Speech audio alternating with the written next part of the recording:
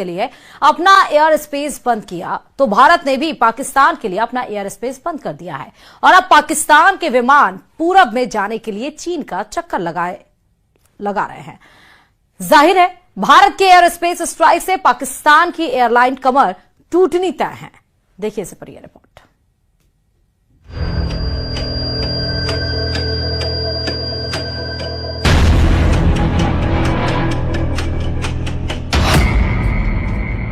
पाकिस्तान पर air space strike.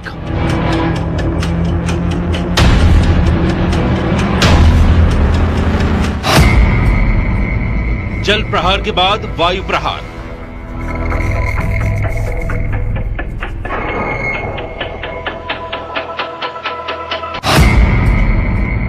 एक के बाद एक भारत की स्ट्राइक। भारत ने पाकिस्तान को करारा जवाब देते हुए अपने एयर स्पेस को पाकिस्तान की उड़ानों के लिए बंद कर दिया है। पाकिस्तान ने भारत के लिए अपना एयर स्पेस बंद किया, उससे भारत को ज्यादा फर्क नहीं पड़ने वाला, लेकिन पाकिस्तान को पूरब में जाने के लिए भारत के एयर स्पेस की सख्त जरूरत है। लेकिन अब उसको ये सहूलियत नहीं मिलने वाली और उस पर एयर स्पेस वाली स्ट्राइक से उसका तगड़ा नुकसान होने वाला है। भारत के ऊपर पाकिस्तान एयरलाइन की उड़ान बंद। पाकिस्तान के प्राइवेट जेट भी नहीं भर सकेंगे उड़ान। पाकिस्तानी मिलिट्री के विमानों को भी इजाजत नहीं। पीआईए के लीज पर लिए विमानों पर भी लगाई गई पाबंदी। पाकिस्तान के लिए भारतीय एयर स्पेस पूरी तरह बंद।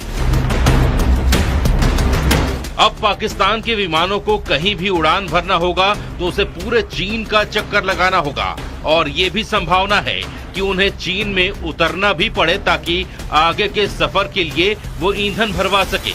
जाहिर है भारत ने पाकिस्तान की कमर तोड़ने वाला एक और फैसला लिया है।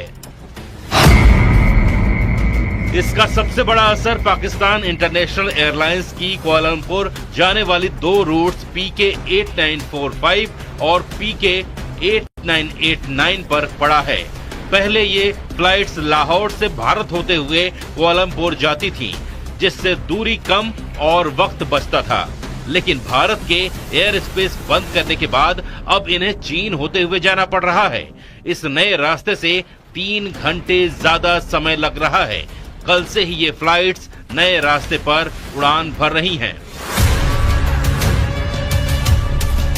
जैसे को तैसा की नीति पर चलते हुए भारत ने साफ कर दिया है कि जवाब अब सिर्फ जमीन से नहीं आसमान से भी मिलेगा। भारत एक ही जगह से नहीं पाकिस्तान को हर जगह से तोड़ रहा है। कभी डिजिटल स्ट्राइक, कभी वाटर स्ट्राइक, कभी डिप्लोमेटिक स्ट्राइक, कभी इकोनॉमिक स्ट्राइक और अब एयर स्पेस स्ट्राइक। वही पाकिस्तान ने अपना एयर स्पेस बंद करके खुद अपने पैर पर कुल्हाड़ी मारी है और उसे लाखों करोड़ डॉलर की चपत लगने लगी है। पाकिस्तान को भारतीय विमानों से मिलने वाली ओवर फ्लाइट फीस का अब नुकसान उठाना पड़ेगा। एक बोइंग 737 के लिए औसतन $580 और बड़े विमानों के लिए इससे भी ज्यादा फीस पाकिस्तान को मिलती थी। जानकारों के मुताबिक हर दिन करीब 2 से 2.4 लाख डॉलर की चपत पाकिस्तान को लग सकती है। लैंडिंग, पार्किंग और अन्य शुल्क जोड़ ले तो कुल नुकसान $3.5 लाख तक पहुंच सकता है। इससे पहले पुलवामा हमले के बाद भी पाकिस्तान ने भारतीय विमानों के लिए एयर स्पेस बंद किया था और उस दौरान उसे करीब $100 मिलियन का घाटा उठाना पड़ा था। लेकिन इस बार उसे दोहरी मार पड़ने वाली है। पाकिस्तान के रक्षा मंत्री ख्वाजा मोहम्मद आसिफ के तेवरों में 48 घंटे में जबरदस्त यूटर्न देखने को मिला। 2 दिन पहले तक भारत को युद्ध के लिए ललकारने वाले ख्वाजा अब अल्लाह से दुआ कर रहे हैं कि जंग ना हो। उनका कहना है कि हालात तो युद्ध जैसे बन रहे हैं, लेकिन पाकिस्तान की तरफ से कोई लड़ाई शुरू नहीं की जाएगी। उनके इस बयान से साफ है कि युद्ध की धमकी देने वाले अब डर से कांप रहे हैं। देखिए रिपोर्ट।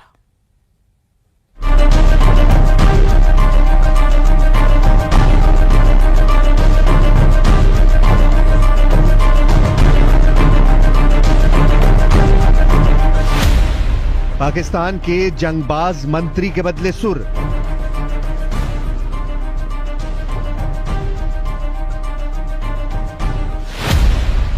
ख्वाजा बोले, अल्लाह ये युद्ध टाल दो।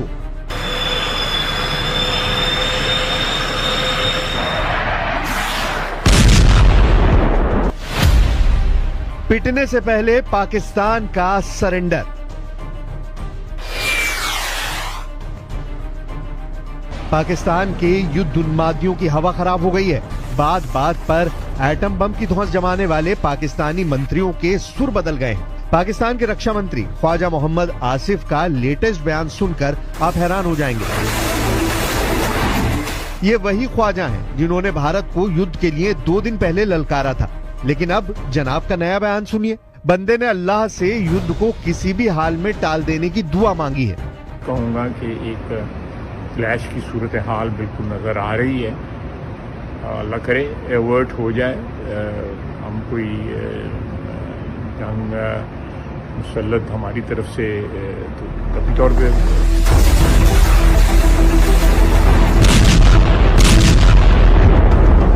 अचानक ख्वाजा आसिफ की तबीयत नासाज हुई है या फिर उन्हें हकीकत का अंदाजा हो गया है? कल तक गीदड़ भपकी जमा रहे ख्वाजा के तेवर ढीले क्यों पड़ गए हैं? क्यों बारूदी साजिशों के ख्वाजा घबराए हुए हैं? हकीकत सबके सामने है। पाकिस्तान की आतंक नीति दुनिया जान चुकी है।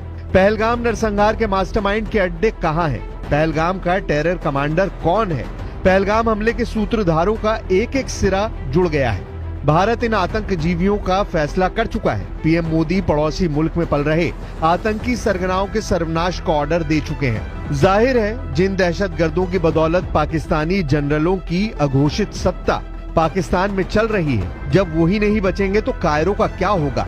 वही खौफ अब ख्वाजा जैसे लीडरों को खाए जा रहा है। इसलिए ख्वाजा अल्लाह से जंग टालने के लिए दहाड़े मार रहे हैं।